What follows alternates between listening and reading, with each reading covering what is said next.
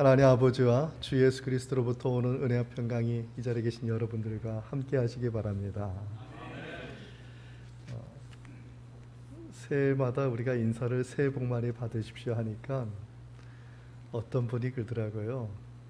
말을 좀 바꿔보자고. 어떻게 바꿀까요? 새해 하나님의 은혜를 많이 받으십시오. 이렇게 한번 바꿔보자고. 우리 옆에 있는 분에게 우리 새해 하나님의 은혜 많이 받으십시오. 이렇게 인사 한번 해보겠습니다. 새해 하나님의 은혜 많이 받으시기 바랍니다. 네. 더 기쁘시죠? 네. TV 프로그램 중에 생로병사라는 프로그램이 있는데요.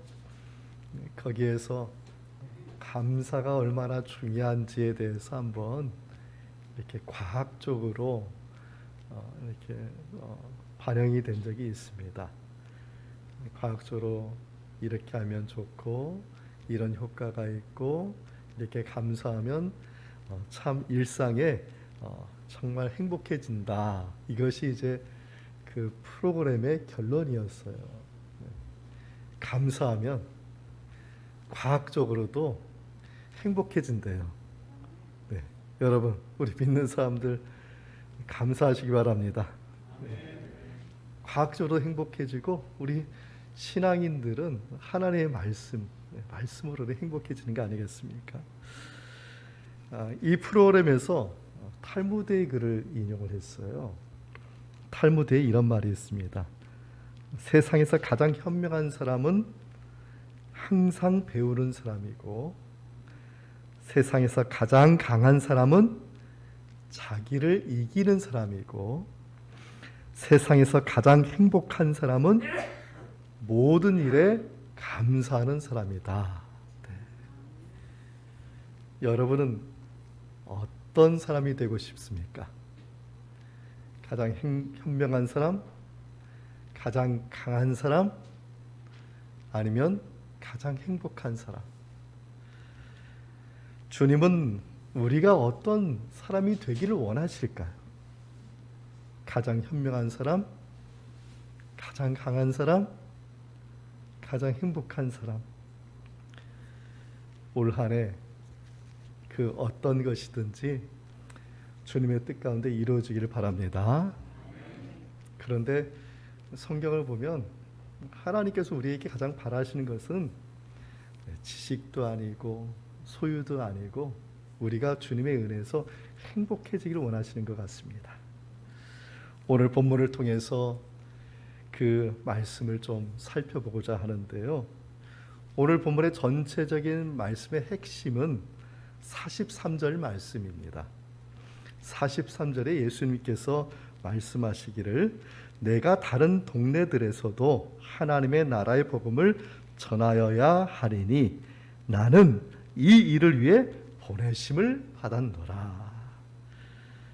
예수님이 우리가 어떤 사람이 되기를 원하실까?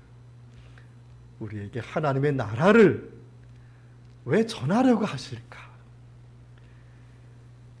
탈무드의 교훈처럼 우리가 하나님의 나라에 사는 행복을 그것을 알게 하기 위한 것이 아닌가? 그러면 이 세상에서 우리가 하나님의 나라에 살고 있다는 이 믿음을 어디에서 발견할까? 오늘 주연절 복음서에 보면은 오늘 누가복음 이 말씀이 나오는데 이 말씀의 시작이 어디서부터 사냐면은 말씀에서부터 시작해요. 그래서 저는 이런 말씀을 드리고 싶습니다. 여러분 다른 데서 행복 찾지 마시고 말씀을 보시면 그 말씀에서 저와 여러분을 향한 하나님의 뜻, 정말 여러분을 위한 그 행복을 알게 하시는 귀한 은총이 있는 줄 믿습니다. 네, 오늘 본문의 말씀 31절, 32절 말씀을 우리 함께 읽어보겠습니다. 갈릴리의 가버나움 동네에 내려오사 안식일에 가르치심에 그들이 그 가르치심에 놀라니 이는 그 말씀이 권위가 있음이러라. 지금 놀라운 일이 벌어진 겁니다.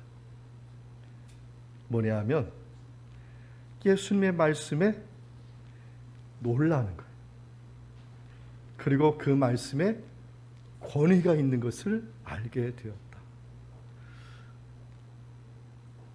여태까지는 그런 일이 없었다는 것이죠. 회당에는 그 마을을 대표하는 사람이라든지 랍비라든지 아니면 회당을 책임하는 회당장이라든지 아니면 주변의 유명인들을 불러서 그래서 말씀을 듣는데 여태까지는 이런 일이 없었다는 거예요. 그런데 예수님의 말씀을 듣는 그 순간 놀라운 일이 벌어져요. 자기 안에서 말씀을 듣는 그 순간 하나님의 권위가 느껴져. 여러분, 하나님의 권위를 여러분 앞에서 지금 느낀다고 한번 생각해 보십시오. 여러분 만나고 싶은 사람 한 10년, 20년 정말 만나고 싶은 만났을 때 여러분 그 감정이 어떨까요? 여태까지 하나님 만나본 적이 없는데 그 하나님의 그 존재를 지금 앞에서 느끼는 거예요. 초대교회 기독교 전통 중에 렉시오 디비나라는 정통이 있습니다. 렉시오 디비나라는 말은 뭐냐면 거룩한 독서라는 뜻이에요. 초대교회 성도들이 그들의 신앙의 참된 행복을 어디서 받았냐면 하나님의 말씀을 읽는 데서 받았다는 거예요. 근데 이 말씀을 읽는 데가 어떻게 읽느냐? 거룩한 독서, 성스러운 독서. 다시 말해서 이 말씀을 지식적으로 읽는 것이 아니라 이 말씀을 하나님을 만나듯이 읽는다는 거예요. 하나님. 그래서 말씀을 읽을 때 누구를 만나느냐? 하나님을 만난다는 것이죠. 여러분, 정말 친한 친구가 만나면 어떻게 대합니까? 손님처럼 대하지 않죠. 지랑 나그네처럼 대하지 않죠. 친한 친구가 오면은 어떤 얘기 있던 얘기 그냥 뭔 얘기 하면서 그냥 같이 그냥 감동이 왔다 갔다 하면서 같이 희노애락을 느끼면서 그게 친구의 인격적인 만남이고 관계다. 여러분 매일같이 남편도 만나고 아내도 만납니다. 그러면 남편을 만날 때 아내를 만날 때 낯선 사람처럼 만나고 손님처럼 만나면 어떻게 될까요?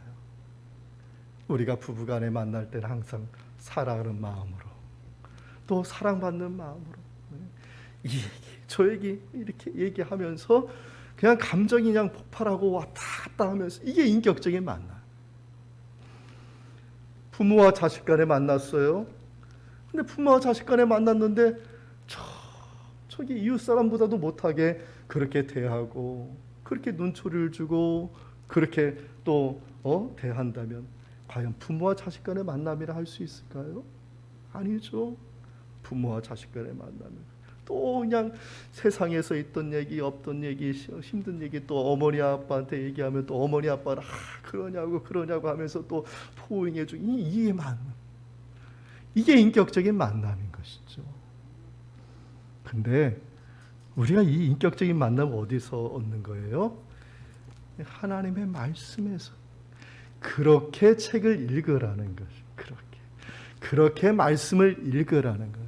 그것이 뭐냐? 렉시오 디비나라는 초대교회 성도들이 그렇게 성경을 읽으면서 말씀을 통해서 주님과 인격적으로 만나는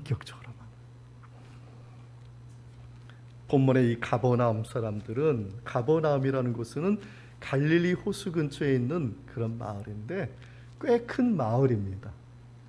고고학적으로 대략 한 1,500명 정도가 살았다고 하는데 그곳에 있는 그런 회당도 좀 크겠죠. 사람들도 많지만 앞서 얘기했듯이 회당에 와서 말씀을 들어도 감동이 없고 또 말씀을 읽어줘도 그 말씀을 지식적으로만 듣는 거예요. 그러니까 여태까지 오늘 본문과 같이 놀라고 하나님의 권위와 권세를 느껴본 적이요. 그러면 그 하나님의 권세, 하나님의 이 놀라운 하나님과의 인격적인 만남을 알 수 있는 두 가지를 오늘 본문에 얘기하는데, 첫째는 놀랐다는 것이죠. 이 놀랐다는 말이 문법적으로 미완료 수동태로 되어 있어요. 완료가 되지 않는, 계속되는 겁니다. ing. 그리고 수동태예요. 외부에서 주는 놀라움이라는 것이죠. 그래서 이 문법적으로 해석함이 이렇습니다. 그들은 놀라운 충격을 계속 받고 있었다. 말씀 한 절 한 절 읽을 때마다 그냥 탁 마음에 그냥 충격이 오는 거예요. 그리고 두 번째, 그들이 인격적으로 지금 하나님의 만남을 알 수 있는 본문이, 둘째 보면 말씀의 권위를 느꼈다는 것이죠. 말씀의 권위를 느꼈다. 부르짖고 막 화내고 막 캐릭터의 그런 말이 아니라, 지금 예수님을 통해서 누구를 보았느냐? 하나님을 보았다는 거예요. 하나님. 쉬운 말로 얘기하면 하나님을 배웠다는 거예요. 하나님. 은혜와 그 사랑의 하나님을, 예수님의 그 모습, 예수님의 말씀을 전할 때 그냥 팍 와닿는데, 그 마음속에 뭐가 막 들어왔냐면 하나님의 은혜가 들어오고 하나님의 사랑이 막 들어오는. 그래서 그 마음을 막 만져주고 그 심령을 만져주고, 지금 그런 과정.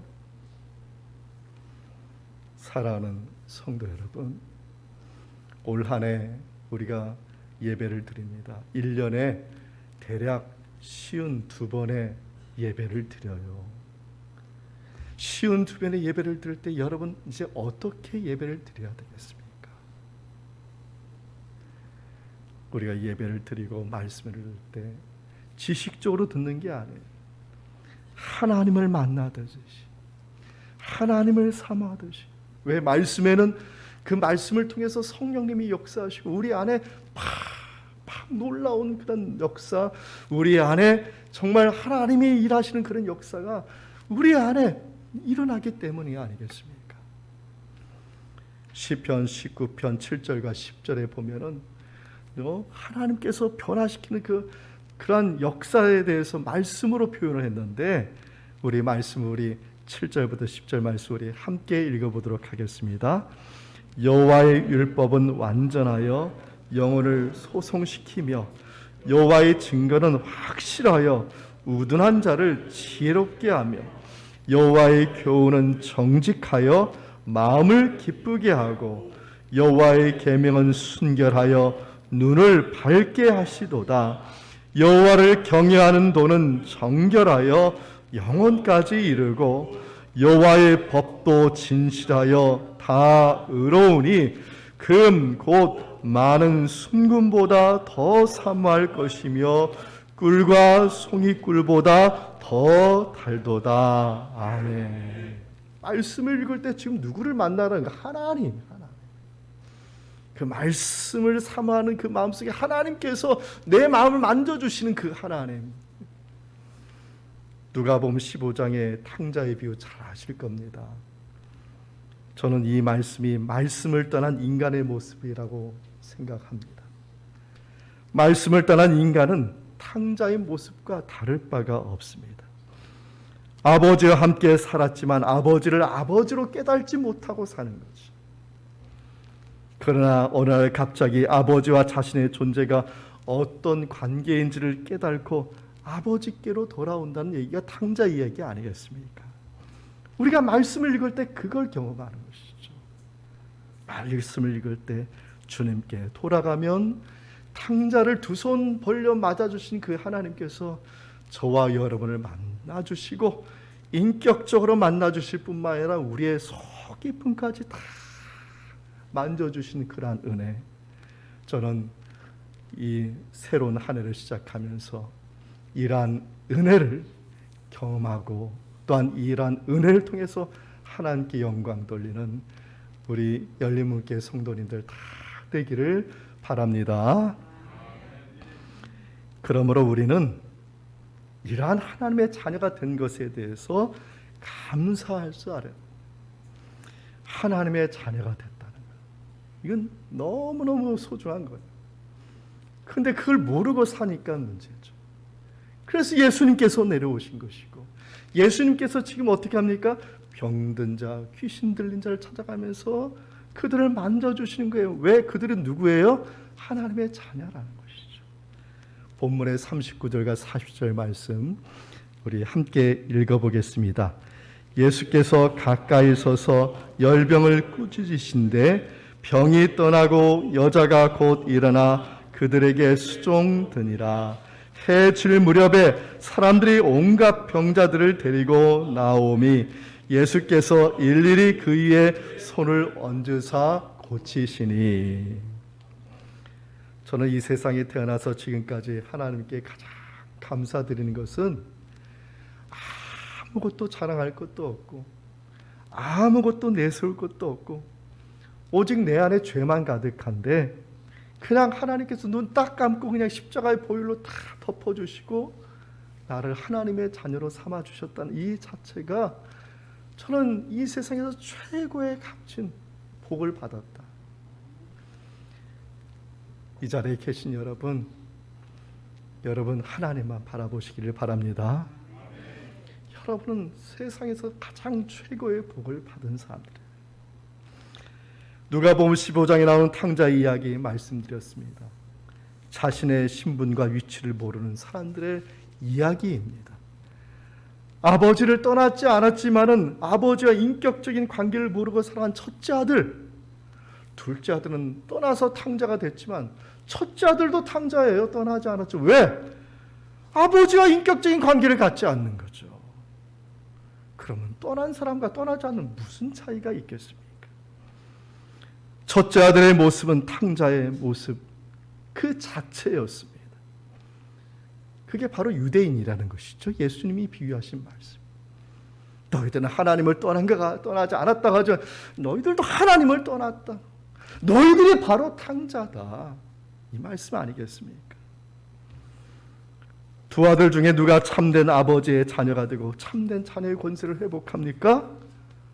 고난을 받은 사람이었어요. 떠나간 아들이었어요.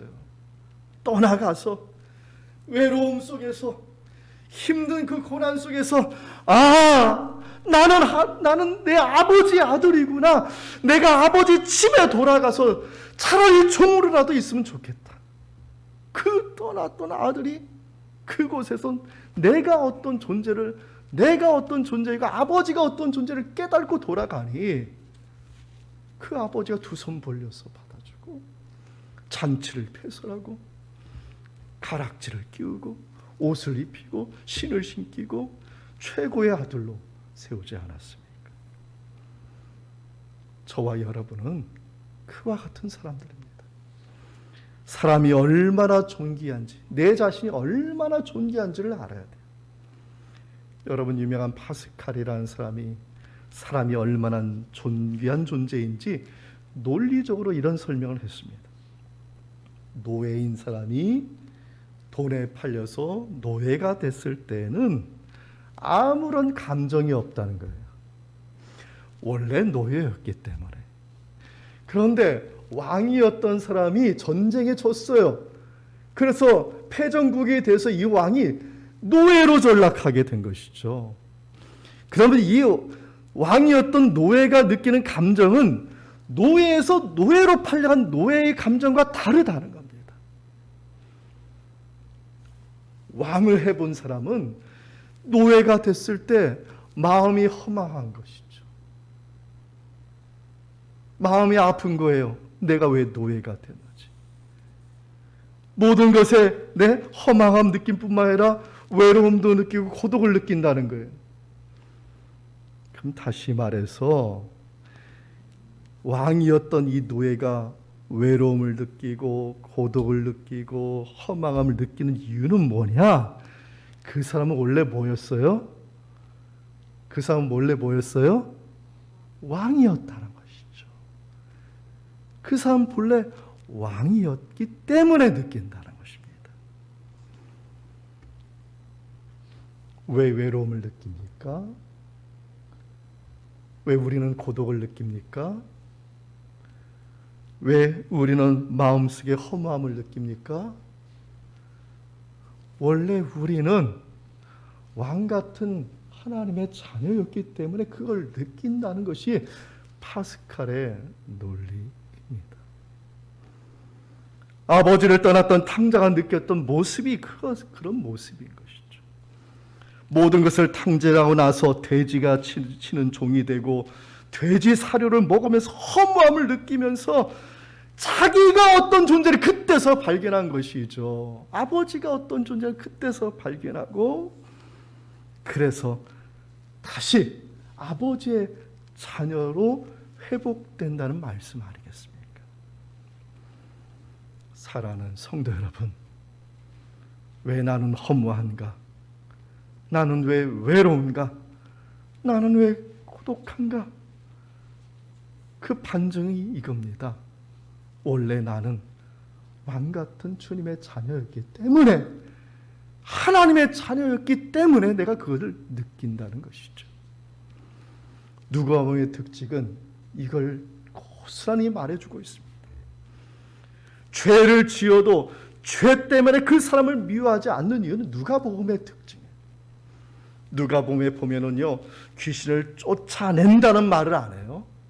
누가복음에는 귀신이 나간다는 거예요. 그리고 사람은 멀쩡해요. 그리고 오늘 본문에 시몬의 장모가 열병이 고침받는데 열병이 고쳐졌단 말을 안 해요. 뭐라고 했냐면 열병이 떠나갔다는 말을 해요. 그래서 장모는 온전한 상태가 되는 것이죠. 이 말씀은 무엇입니까? 귀신과 내 마귀가 사람을 묶고 있다는 거예요. 매어 있다는 거예요.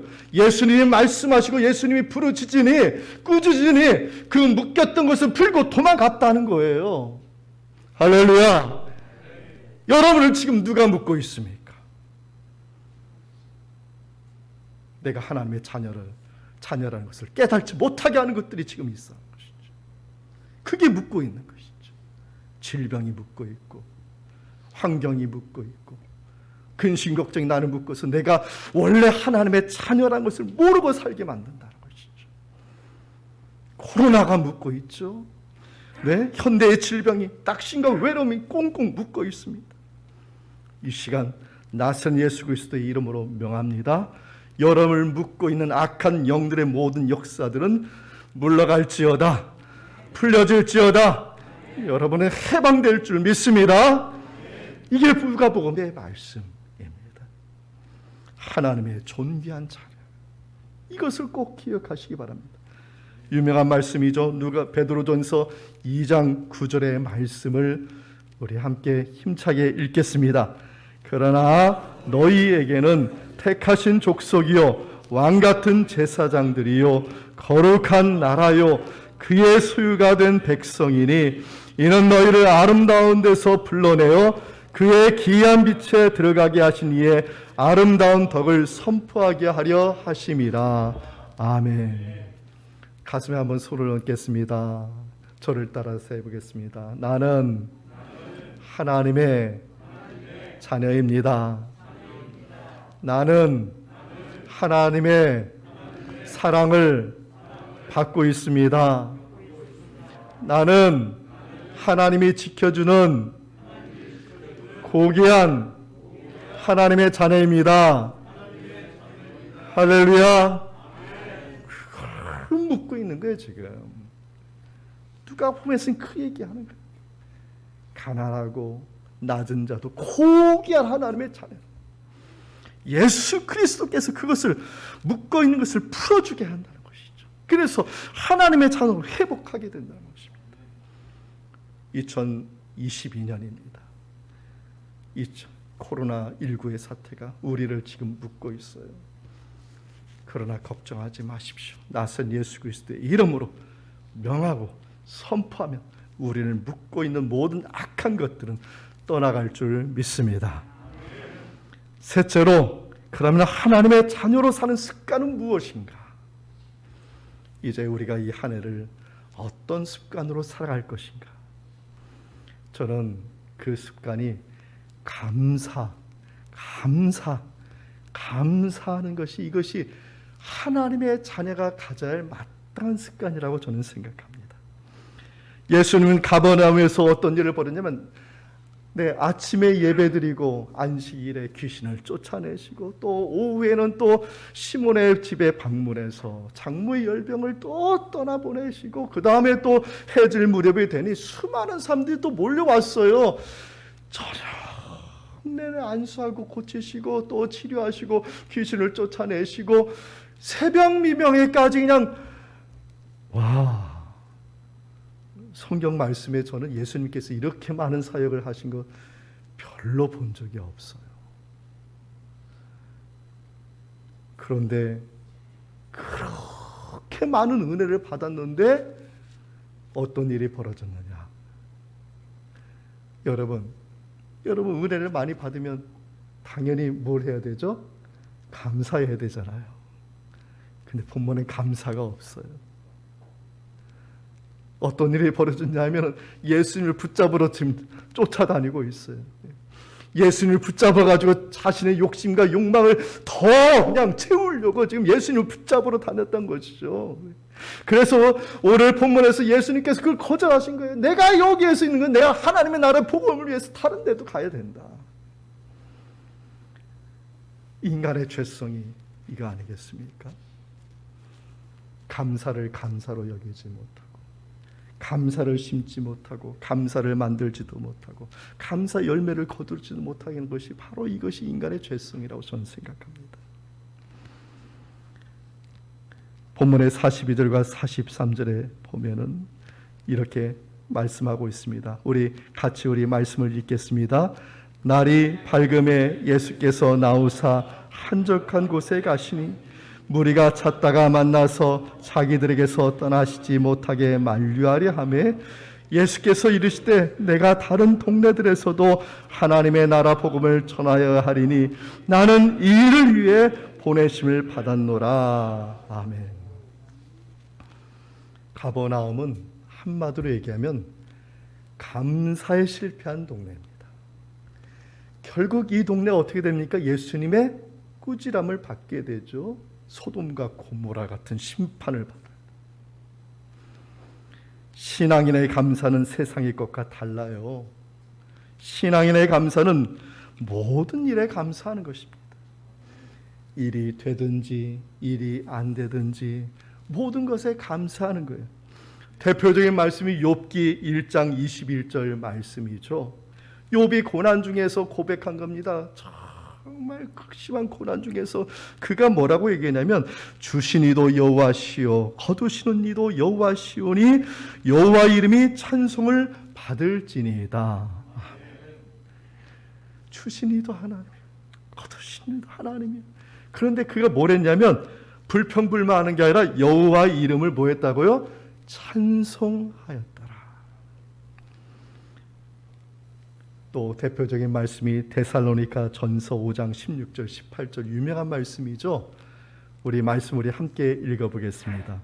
항상 기뻐하라 쉬지 말고 기도하라 범사에 감사하라 이것이 그리스도 예수 안에서 너희를 향하신 하나님의 뜻이니라. 아멘. 이 본문을 유진 피터슨이라는 신학자가 메시지 성경을 썼는데 그 성경에는 다르게 좀 번역이 됐어요. 그 번역 성경에는 이렇게 되어 있습니다. 무슨 일에든지 기뻐하십시오. 항상 기도하십시오. 무슨 일에든지 하나님께 감사하십시오. 이것이야말로 하나님께서 그리스도 예수 안에 있는 여러분에게 바라시는 뭐라고요? 생활 방식입니다. 하나님의 뜻이라는 이 말을 원어를 현대인으로 바꿨어요. 현대인 문장으로 뭐라고 바꿨냐면 이것이 바로 신앙인들에게 마땅히 있어야 될 생활 방식이다. 저는 이 생활 방식이라는 뜻이 무슨 뜻인가 깊이 좀 묵상해 봤어요. 사람들마다 생활 방식 다 다르잖아요. 근데 여기에서 생활 방식은 공통된 거예요. 모든 사람이 공유하는 거예요. 필수적인 것이죠. 이것은 다 똑같을 겁니다. 여러분, 숨을 쉬지 않는 분 있나요? 네, 숨 쉬지 않고 있는 분이 있으면 손을 한번 들어보십시오. 네. 사람이 살려면 숨을 쉬어야 돼요. 이게 생활 방식. 혹시 여러분 먹지도 않고 마시지도 않고 사시는 분 계신가요? 손 한번 들어보십시오. 네, 제가 너무 어려운 질문했죠? 그럼 제가 다시 한번 질문 드리겠습니다. 여러분, 살기 위해서 먹고 마시는 분 있으면 손을 들어보십시오. 네. 네. 이게 생활 방식이. 그러니까 지금 여기서 생활 방식은 뭐냐면은 필수적인 거예요. 기독교인으로 살아야 될 필수적인 생활 방식. 마치 공기를 마시듯이, 물을 마시듯이, 먹을 양식을 마시듯이, 이것이 생활 방식인데, 그 생활, 기독교인의 생활 방식이 뭐냐? 감사하는 것이다. 감사하는 것이다. 요즘 새벽 기도 때 창세기 묵상하고 있습니다. 창세기의 말씀, 요셉의 말씀 계속해서 묵상하고 있는데, 요셉의 말씀을 읽으면 읽을수록 정말 대단한 사람이다. 한 번도 불평불만이 없고 한 번도 하나님 원망하는 게 없어. 그럼 이 사람 뭐 했을까? 불평불만 안 했으면 뭐 했을까? 네? 감사한 거죠. 억울한 일을 당했을 때 이 사람 뭐 했을까? 감사한 거예요. 그 내용을 쭉 읽으면 감사해, 감사. 하나님께서 나를 이곳에 애굽에서 보낸 것은, 이것은 우리 가족을 살리게 하나님의 구원의 계획 가운데 나를 여기 먼저 보내신 것이다. 아유, 노예로 팔리고, 감옥에서 또 억울한 누명을 받아서 죄인이 되고, 그리고 선한 일을 했는데도 아무도 알아주지 않는 그 상황에서 이 사람 뭐냐? 감사, 감사. 욥이라는 사람 앞서 읽었지만 욥의 내용 계속 읽어보십시오. 그냥 감사가 다 숨어 있어. 사랑하는 성도 여러분, 저는 그렇습니다만 감사하는 사람은 감사를 만들어내고, 감사를 만들어낸 사람은 반드시 감사의 열매를 맺게 된다. 저는 신앙을 하면서 참 이것을 많이 느꼈어요. 감사할 줄 모르는 사람은 감사를 심지를 않아요. 감사해 본 적이 없기 때문에.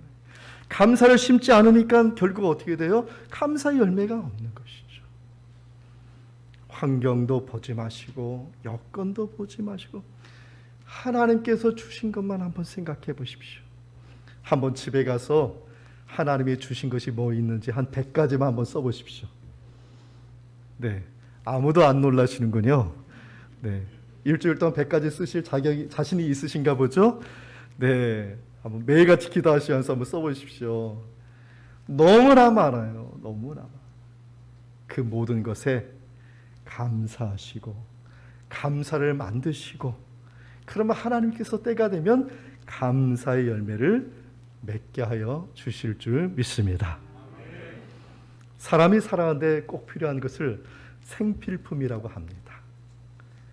50년 전에 조사에 의하면 한 사람이 필요한 생필품이 50가지였다고 합니다. 근데 오늘날 살아가는 현대인들에게 필요한 생필품, 한 사람이 살아가는데 대략 한 800개의 생필품이 필요한. 여러분 한번 리스트 한번 작성해 보면 내가 지금 사는 데에서 수많은 생필품이 지금 오가고 있다는 것이죠. 50년 전에 50가지, 지금은 800가지 넘어요. 그런데 놀라운 사실이 있죠. 여전히 만족이 없고 행복이 없다는 것입니다. 왜 그럴까요? 참된 만족이 채워지지 않았기 때문인 것이죠. 주님과의 인격적인 만남이 채워지지 않은 것입니다. 주님과의 사랑과 은혜가 채워지지 않았기 때문인 것입니다. 올해 다시 하나님의 자녀로서 주님 앞에 다시 한번 서시기 바랍니다. 그리고 말씀을 통해서 들려오는 그 주님의 음성을 들으시고 다시 내가 어떠한 존재인지를 다시 깨닫고 그래서 하나님의 자녀로서 감사를 심고 감사를 만들고, 그래서 주님의 뜻 가운데서 풍성한 감사 열매를 맺으시는 참된 만족을 누리시는, 저는 2022년 우리 모두가 다 될 줄 믿습니다.